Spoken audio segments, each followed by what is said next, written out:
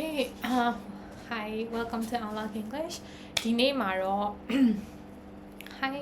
welcome back to Unlock English. ကျွန်မဒီနေ့မှာတော့ပေါ့နော် IELTS ရဲ့ band score နဲ့ marking criteria တွေကိုပြောပါမယ်။ဆိုတော့ညာတော့ပြန်တော့တည်ပြီးသားဖြစ်လိမ့်မယ်ပေါ့နော် IELTS band score ကကျမတို့ band 1 to 9ပေါ့နော်1 to 9 rating ပေးတယ်။အဲ့တော့ကျမတို့ကသူကဒီ proficiency အားလုံးကြည့်ရပေါ့နော် 4 skill လုံးကြည့်ရအဲ့တော့ကျမတို့ဒီ 4 skill မှာရရဲ့အမှတ်ပေါ့နော်တစ်ခုချင်းစီမှာရရဲ့အမှတ်တွေကိုသူက average ရှာပြီးတော့မှနောက်ဆုံး overall ဆိုပြီးတော့မှ over band score တစ်ခုထွက်လာတယ်ပေါ့နော်အဲ့တော့ band score ကဘယ်လိုအဓိပ္ပာယ်မျိုးရှိမလဲဆိုတော့band 9ကနေစမယ်9ရခဲ့မယ်ဆိုတော့9က expert user ကျမတို့ native level ပေါ့နော်ပြီးတော့မှ band 7 to 8 solution တော့ဒါ good user very good user အဲ့လိုဟာမျိုးပြောပါရယ်နောက် band 6 solution တော့ competent user နားလည်နိုင်တဲ့သူမျိုးပေါ့နော်ကောင်းကောင်းသုံးနိုင်တယ်ပြောနိုင်ဆိုနိုင်တယ်အဲ့လိုဟာမျိုး band 5ဆိုရင်တော့ basic user လို့သတ်မှတ်တယ်ပေါ့နော်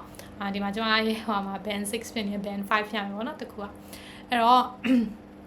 ကျွန်မဒီမှာတော့ academic ကိုအဓိကထားပြီးတော့မှပြောမယ်ပေါ့နော် university တက်ဖို့အတွက်ဖြေကြမယ့်လူတွေအတွက်ပေါ့နော်အဲ့တော့ကျွန်မတို့ university တော်တော်များများကအနည်းဆုံး band 5.5 ကနေစတောင်းကြတယ်အထူးသဖြင့်ကျွန်မတို့6 to 7.5 လောက် solution တော့ဒါကျွန်တော်တို့အတွက်စိတ်ချရတဲ့အခြေအနေမျိုးပေါ့နော်အလောက်ဆိုရင်ကျွန်တော်တို့ဘယ် university ဖြစ်ဖြစ်လက်ခံတယ်အဲ့လိုဟာမျိုးပေါ့နော်အဲ့တော့ဒါက academic အတွက်ပါအဲ့တော့ raw score ကနေ band score ကိုကြည့်ကြပါမယ်အဲ့တော့ကျမတို့ဒီ listening နဲ့ reading နဲ့ကကြတော့ raw score တွေကနေပြီးတော့မှသူက score base ဆိုတော့ပေါ့နော်မှန်တဲ့အမှတ်ပေါ်တည်ပြီးတော့ကျမတို့ဒီရဲ့ band score ရမယ်ဆိုတော့ပေါ့နော်အဲ့တော့ဒီlistening ရဲ့ reading ရဲ့အတွက်ဆိုရင်ဥပမာကျမတို့က23ခုလောက်မှန်တယ်မိခွန်း40မှာ23ခုလောက်မှန်တယ်ဆိုရင်ဒါကကျမတို့ band 6ပေါ့နော်အလောက်ပုံစံမျိုးပေါ့နော်အကယ်လို့ကျမတို့က30ထက်ပို့ပြီးတော့မှမှန်တယ်ဆိုရင် band 7 33 34လောက်ဆိုရင်တော့ band 7.5ပေါ့နော်အဲ့လောက်မှန်လို့ရတယ်ပေါ့နော်အဲ့တော့ဒါကတော့ကျမတို့လုံးဝအတိအကျလို့ပြောတာမဟုတ်ဘူးဒီလိုပုံစံမျိုးလေးဖြစ်ပါမယ်အဲ့လိုပြောချင်တာပေါ့နော်အဲ့တော့ကျမတို့ဒီ correct answers ဘယ်လောက်ရတယ်လဲအဲ့ correct answers ပေါ်မှာ base လုပ်ပြီးတော့ကျမတို့ band score တွက်ကြည့်လို့ရတယ်ပေါ့နော်အဲ့တော့ဒီမှာကျမတစ်ခုပြောပြချင်တာကlistening နဲ့ reading ကကြတော့ကျမတို့က receptive skill ပေါ့နော်ကျမတို့နားထောင်တယ်ဒါမှမဟုတ်ဖတ်တယ်ပြီးတော့မှကျမတို့အဖြေမှန်အမှားကိုရွေးရဆိုတော့ပေါ့နော်အဲ့တော့သူကဒီမှာဟိုရှိပြီးသားပေါ့နော်သူတို့ score ပေးမယ်အဖြေမှန်ဆိုရယ် list တစ်ခုရှိပြီးသားအဲ့ဒီ list နဲ့တိုက်ကြည့်လို့မှန်တယ်ဆိုရင်ကျမတို့ကအမှတ်ရမယ်မှားရဆိုလို့ရှိရင်အမှတ်ရောမယ်အဲ့လိုလွယ်တယ်ပေါ့နော်လွယ်တယ်ဆိုတာကျမတို့ဒီအမှတ်ပေးရတဲ့ပုံစံကခက်လွယ်တယ်ပေါ့နော် objective ဖြစ်တယ်ဒါပေမဲ့ကျမတို့ speaking နဲ့ writing ကကြတော့ examiner body ရယ်သူကကြ criteria base ဒီ criteria တွေကိုပါအောင်ဖြေနိုင်သလားဒီ criteria တွေနဲ့ဒီစံချိန်တွေနဲ့ကိုက်သလားအဲ့လိုစစ်တာဖြစ်တဲ့အတွက်ကြောင့်မလို့ speaking နဲ့ writing ကကြတော့နည်းနည်းလေးပို့ပြီးခက်တယ်ဆိုတာ examiner body တယ်ပေါ့နော်အဲ့တော့အကယ်လို့ကျမတို့ကတချို့ university ကကြတော့ individual score ဘယ်လောက်ဖြစ်ရမလဲ individual score 6ဖြစ်ရမယ်အဲ့လိုမျိုးတောင်းတာမျိုးရှိရပေါ့နော်အဲ့လိုဆိုရင်တော့ကျမတို့ကဒီ overall score ကိုပဲကြည့်လို့မရဘူး individual score မှာလည်းကျမတို့တစ်ခုချင်းစီမှာဟိုဖြစ်နေမှရမှာပေါ့နော်6ဖြစ်နေမှရမယ်ဒါပေမဲ့တချို့ကျောင်းတွေကကြတော့ individual score ဘယ်လောက်လို့မတောင်းဘူး overall score ဟိုမှာ6ဖြစ်ရမယ်7ဖြစ်ရမယ်အဲ့လိုတောင်းနေဆိုရင်တော့ကျမတို့ကဒီဟိုပါပေါ့နော်နည်းနည်းပို့ပြီးတော့ကျမတို့ဖိရလွယ်တဲ့ဒီ receptive skill ဖြစ်တဲ့ listening and reading ကိုဖိလုပ်လို့ရတယ်အဲဆိုရင်သူကအဲ့မှာ band score နည်းနည်းများရယ်ပြီးတော့မှ speaking and writing ကနည်းနည်းလေးနည်းတယ်ဆိုရင်တော့ကျမတို့ကဒီ overall score မှာ balance ပြန်ဖြစ်သွားရယ်ပေါ့နော်အဲ့တော့ကျမတို့တတိထားမှာကကျောင်းကဘာတောင်းလဲ individual score ကိုတောင်းသလားဒါမှမဟုတ် overall score ကိုပဲကြည့်သလားပေါ့နော်အဲ့ဒါလေးတတိထားရမယ်ပြီးတော့မှဒီပို့ပြီးတော့ပြောချင်တာက speaking and writing ကကျမတို့တက်တာကြာမယ်ပေါ့နော်တက်တာကြာမယ်ဆိုတာကကျမတို့ပို့ဖတ်ရမယ်ပို့ပြီးတော့ပြောရမယ်အဲ့လိုမှကျမတို့က result တိတိတတာပြောင်းတာကိုတွေ့ရမယ်ပေါ့နော်listening နဲ့ reading ကကြတော့ကျမတို့နည်းနည်းလေးဟို strategy တွေနားလည်သွားတယ်ပြီးတော့မှကိုယ့်ရဲ့ basic ကလည်းကောင်းတယ်ဆိုရင်သူကကြတော့ဟိုပါပေါ့နော်ဥမာစချင်းကျမတို့လုပ်တော့က23လောက်ပဲရတယ်အဲ့လောက်ကနေပြီးတော့မှဒီ30လောက်ကိုရလာပါကျမတို့ strategy ကိုနားလည်သွားတယ် basic ကိုနားလည်တယ်ဆိုရင်ကျမတို့ကခုံဖို့မြန်တယ်ပေါ့နော် speaking နဲ့ writing ကကြတော့ခုံဖို့နည်းနည်းကြာပါလိမ့်မယ် โอเค Okay နောက်ထပ်ကျမတို့ marking criteria writing နဲ့ speaking အတွက် marking criteria ကိုပြောပြပါမယ်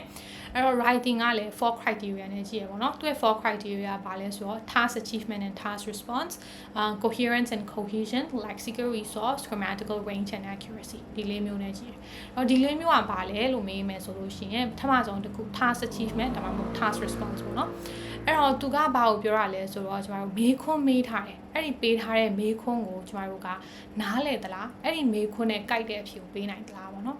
အဲ့တော့တချို့ကကြတော့ဘယ်လိုလဲဆိုတော့ဥပမာ task 2မှာပေးရမေးခွန်းမျိုးပေါ့နော်ဥပမာဒီကဘာကြီးမှာ pollution တွေအများများနေတယ်အဲ့တော့အဲ့ဒါကို government ကဘယ်လိုကူညီဖြေရှင်းနိုင်လဲ individuals တွေရောဘာတွေလုပ်နိုင်တယ်လဲအဲ့လိုမေးခွန်းမျိုးမေးရပေါ့နော်အဲ့တော့အဲ့ဒီမှာဆိုရင်ကျမတို့က task achievement က2ခုရှိတယ်ဘာလို့လဲဆိုတော့ government အကြောင်းလည်းပြောရမယ်ကျမတို့က individual ကိုယ်တိုင်အနေနဲ့ဘာလုပ်နိုင်လဲဆိုတာလည်းပြောရမယ်ပေါ့နော်တခါတလေကျမတို့ကအဲ့ဒီမှာ task achievement မပြည့်တာကဘာလို့လဲဆိုတော့government တစ်ခုအကြောင်းပဲပြောလိုက်တယ် individual ကိုပြောဖို့မေးခဲ့ develop လုပ်ဖို့မေးခဲ့ပေါ့နော်ဒီ idea ကိုမပြောခဲ့ဘူးဆိုလို့ရှိရင်ဒါ task achievement မပြည့်ဘူးအဲ့တော့ဒီ criteria က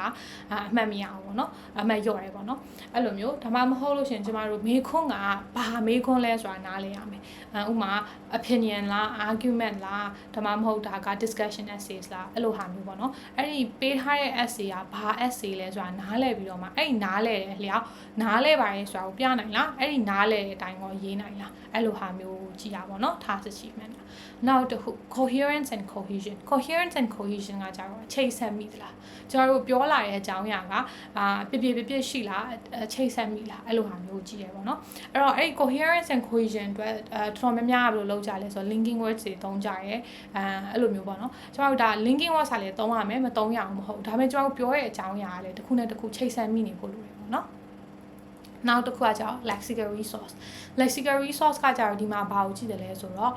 ဒီစလုံးတစ်လုံးထဲကိုပဲအပြောင်းလဲမရှိသုံးနေသလားပေါ့နော်အဲ့လိုဆိုရင်ကျမတို့ရဲ့ essay က boring ဖြစ်လာပြီပေါ့နော်အဲ့တော့ဒီ lexical resource မှာကျမတို့ synonyms တွေသုံးနိုင်သလားဒါမှမဟုတ်လို့ရှိရင် antonyms တွေနဲ့ရောထည့်ပြီးတော့မှကျမတို့ဒီ essay ကိုဝေစာဖြောင်းရေးနိုင်သလားအဲ့လိုဟာမျိုးကြည့်ရပေါ့နော်ဒီမှာကျွန်မပြောချင်တာက lexical resource ဆိုတာ vocabulary ခက်ရေးရမယ်လို့ပြောတာမဟုတ်ဘူး vocabulary ကိုမထပ်ပဲနဲ့နီးလမ်းမျိုးစုံသုံးပြနိုင်သလားအဲ့လိုဟာမျိုးကြည့်ရပါနောက်တစ်ခု grammatical range and accuracy ဒီအားကြတော့ကျွန်တော်တို့သိမယ်တင်နေပေါ့နော် grammatical accuracy က grammar ဘယ်လောက်တိကျလဲ grammar ဘယ်လောက်မှန်လဲပေါ့နော်အဲ့ဒါကိုကြည့်တယ်အဲ့ဒီမှာနောက်ထပ်တစ်ခု grammatical range ကိုပါလာတယ် range ကကြတော့ဘယ်လိုဟာမျိုးကိုကြည့်တယ်လဲဆိုတော့ကျွန်တော် grammar အမျိုးသုံးနိုင်သလား tenses တွေကိုကောင်းကောင်းမွန်မွန်ကိုင်တွယ်နိုင်သလားactive voice passive voice တွေအားရောကောင်းကောင်းကြည့်နိုင်သလားရေးနိုင်သလားပြီးတော့မှကျမတို့ conditionals တွေရောထည့်သုံးနိုင်သလားအဲ့လို grammar range အမျိုးကောင်းကောင်းသုံးနိုင်သလားဆိုတာကိုကြည့်ရပေါ့နော်အဲ့တော့ sorry ပါအဲ့တော့ဒီမှာပေါ့နော်ကျမတတိပေးချင်တာကgrammatical accuracy က grammatical range ထပ်ဖို့ရေးပါတယ်ပေါ့နော်အကယ်လို့ကိုကဒီ grammar ကိုသုံးကြည့်ချင်တယ်ဒါပေမဲ့ကိုကတိတ်မသေးချဘူးကိုဒီဟာကိုအရန်မပိုင်နိုင်ဘူးလို့ထင်တယ်ဆိုလို့ရှင် accuracy ကိုပဲဦးစားပေးပါကိုပိုင်နိုင်တဲ့တိတိကျကျရေးနိုင်တယ်မှန်မဲဆိုတာသိချရဲ့ဥစ္စာမျိုးကိုထည့်ရေးလို့ရပါတယ်ပြီးတော့မှ grammatical range ဆိုတာကျမတို့အရန်ကြီးဟွာဖြစ်မှာမဟုတ်ဘူးเนาะခက်ခဲမှာမဟုတ်ဘူးကျမတို့ဒီ sentence variety တွေနဲ့လည်းရေးလို့ရတယ် simple sentence compound sentence complex sentence အဲ့လိုဟာမျိုးလေးတွေပေါင်းပြီးတော့လည်းရေးလို့ရတယ်ပေါ့เนาะအဲ့ဒါတွေကိုကျမဒီ writing အတွက်သီးသန့် video လုပ်ပါမယ်အဲ့ဒီ video မှာကျမ detail ပြောပြပေးပါမယ်ရှင် okay speaking ကလည်း criteria ၄ခုနဲ့ကြည့်ပါတယ် speaking ကကြတော့ fluency and coherence lexical resource grammatical range and accuracy pronunciation ဒီ၄ခုနဲ့လာကြည့်ရပါတော့အဲ့တော့ fluency and coherence ကတော့ခုနလိုပဲ fluent ဖြစ်သလားပြီးတော့မှ coherence အဓိပ္ပာယ်ရှိသလားအဆက်မိသလားပေါ့နော် lexical resource ဒီမှာလည်းကျွန်မအတူတူပဲပြောပြချင်ပါတယ် vocabulary အမျိုးစုံသုံးနိုင်သလားအဲ့တော့တော်တော်များများက speaking မှာဆိုရင် student တွေကဘယ်လိုစဉ်းစားကြလဲဆိုတော့ okay vocabulary ခက်ပေါ့နော်ခက်မြင့်သုံးလိုက်မယ်လို့ဆိုရင်အမှတ်ပိုရမယ်လို့ထင်တယ်မဟုတ်ပါဘူးကျွန်တော်အစီလျော်တဲ့လားဆိုတာလေစဉ်းစားရမယ်ပေါ့နော်တချို့ vocabulary ကကောင်းတယ်မြင့်တယ်ဒါပေမဲ့ကျွန်တော်တို့ ကိုပြောနေတဲ့အကြောင်းအရာနဲ့တိတ်ပြီးမကိုက်တာမျိုးရှိရယ်ကိုပြောနေတဲ့အကြောင်းအရာအတွက်မသုံးတာမျိုးရှိရယ်ပေါ့နော်အဲ့လိုဆိုလို့ရှင်ကြတော့ကျမတို့ကအကယ်လို့အဲ့လိုအချိန်တွေမှာ vocabulary အမြင့်သုံးထားတာပဲဆိုပြီးကျမတို့ကဒီ speaking band score မြင့်မယ်လို့မှန်းလို့မရအောင်ပေါ့နော်ကျမတို့အစီလျော်တဲ့လားသုံးတဲ့အချိန်တွေမျိုးရှိသလား natural ဖြစ်သလားကိုထည့်စဉ်းစားမှဖြစ်တဲ့အတွက်ကြောင့်မလို့ပေါ့နော်နောက်တစ်ခု grammatical range and accuracy ကတော့ခုနကဟွာလိုပဲပေါ့နော်writing မှာတော့အဲ့လိုပဲ grammar မှန်သလားပြီးတော့ grammar မျိုးသုံးနိုင်သလားဒီနေရာမှာ idioms တွေထည့်သုံးလဲရတယ်ကျွန်တော် phrasal verbs တွေထည့်သုံးပေးလဲရတယ်ပေါ့နော်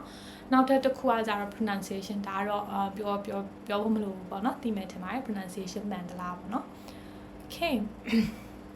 အဲ့တော့ဒီ video ရဲ့အဓိကအကြောင်းအရာကိုပြောရမယ်ဆိုလို့ရှိရင်ကျမတို့ band score ကဒီ၄ခုလုံးရဲ့ overall average ကိုရှာတာပါအဲ့တော့ကျမတို့သတိထားရမှာအကြောင်းက individual score တောင်းသလားဒါမှမဟုတ် overall score ကိုပဲကြည့်မှာလားပေါ့နော်အဲ့ဒါလေးသတိထားရပါမယ်ပြီးတော့မှ listening and reading ကကြတော့ score base ဖြစ်တဲ့အတွက်ကြောင့်မို့ကျမတို့ objective ပေါ့နော်အဖြေမှန် list တစ်ခုရှိပြီဒါအဲ့ဒီ list နဲ့ကျမတို့ကိုက်လို့ရှင်